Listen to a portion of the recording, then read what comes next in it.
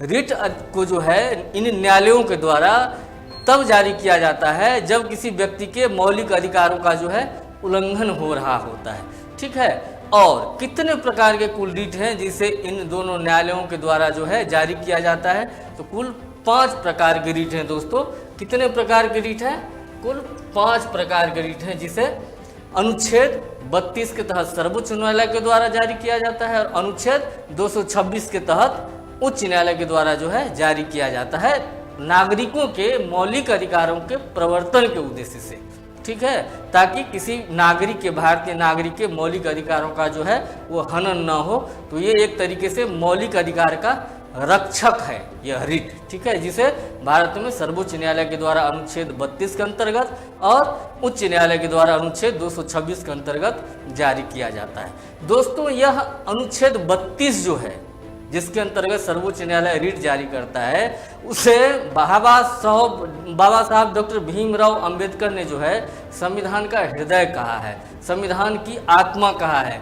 आप इस उपाधि से, इस उपमा से अनुच्छेद 32 के महत्व को जो है समझ सकते हैं, उसका अंदाजा लगा सकते हैं दोस्तों कि भारत के संविधान निर्माता के रूप में हम किसे जानते हैं? बाबा साहब डॉक्टर भीमराव अंबेडकर को।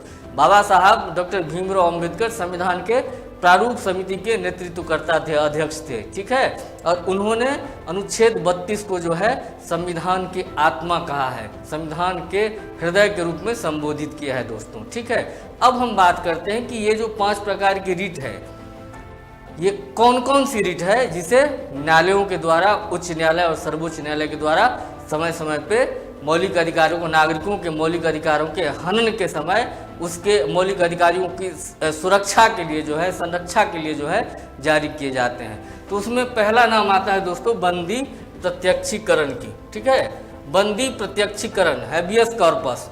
इसका जो शाब्दिक अर्थ है परीक्षा की दृष्टि से ये बहुत ही महत्वपूर्ण है दोस्तों। क्यों? क्योंकि परीक्षा में इस नाम के बारे में पूछ लिया जाता है, इसके अर्थ के बारे में पूछ लिया जाता है। बंदी प्रत्यक्षीकरण का, हैबियस कॉर्पस का शाब्दिक अर्थ क्या होता है? ठीक है, ऐसे सवाल आ जाते हैं कमीशन की परीक्षाओं में। तो बंदी प्रत्यक्षीकरण का तात्पर्य है सशरीर उपस्थित किया जाए। ठीक है ना, जो व्यक्ति है उसे सशरीर उपस्थित किया जाए, प्रस्तुत किया जाए। ठीक है, और इसका उद्देश्य की अगर बात करें तो अगर किसी व्यक्ति को अवैध हिरासत में रखा गया है तो उससे मुक्त कराना जो है बंदी प्रत्यक्षीकरण का जो है उद्देश्य है। इस स्थिति में रिट जारी किया जाता है न्याय